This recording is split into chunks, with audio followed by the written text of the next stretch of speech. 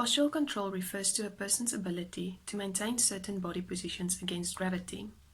There are two opposing forces involved in postural control, which is gravity and muscle contraction.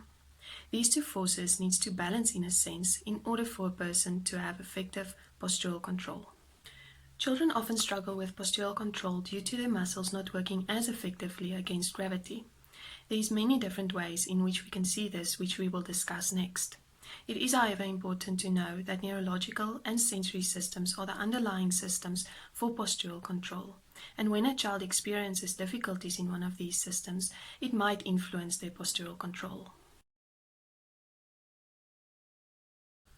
Postural control is important in order to effectively participate in activities. Only when there is sufficient control of the trunk or the core, a child can use his or her legs and arms in a coordinated manner. Think about your own ability to read. Due to postural control and stability, you are able to stabilize your head in order for your eyes to move across the letters of the page. Another example is drawing and writing. Think about young children and how they use their whole arm in a very uncoordinated manner when they draw. This is because postural control is not fully developed yet.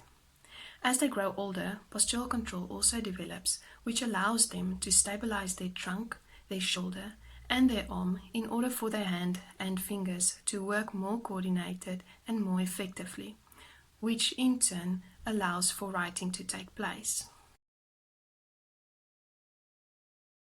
When a child's postural control is ineffective in the sense that their muscles struggle to work against gravity, a lot of energy is used in order to maintain certain postures. This directly influences their ability to concentrate due to so much of their energy being shifted to maintaining their posture. When a child experiences difficulties in postural control and stability, we will often see that they slouch in their chair when sitting at the table, and they will use their hand to support their head on the table. When standing, they will often lean against objects like doors, walls, and even people in order to get more support from the environment to help their postures against gravity. The good news, however, is that postural control and stability can be addressed and that it can improve, which will in turn improve your child's activity participation, endurance, and attention and concentration as well, due to them having more control over certain body positions and postures. The next few activities can be used in order to address your child's postural control and stability. Although these activities are only general activities and that a child's abilities and underlying challenges should be considered when selecting certain activities. For this period of homeschooling, certain strategies can be implemented at home in order to help your child with their postural control and stability. The first strategy is to give your child frequent breaks where they can get up from their seat and go play a bit. The second strategy is to seat them on a pillow on their chair. This unstable surface requires them to activate their postural muscles. If you have an exercise ball at home, you can also use the exercise ball a bit for the same purpose.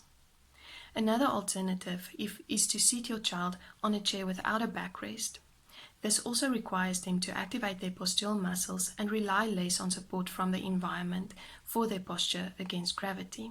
Different positions can also be considered. For example, allowing your child to stand on their knees at the coffee table while doing tabletop activities, or lying on their tummy, being supported by their arms and shoulders while writing or drawing. Different positions is also enjoyable for children, which in turn also increases their motivation to keep on working.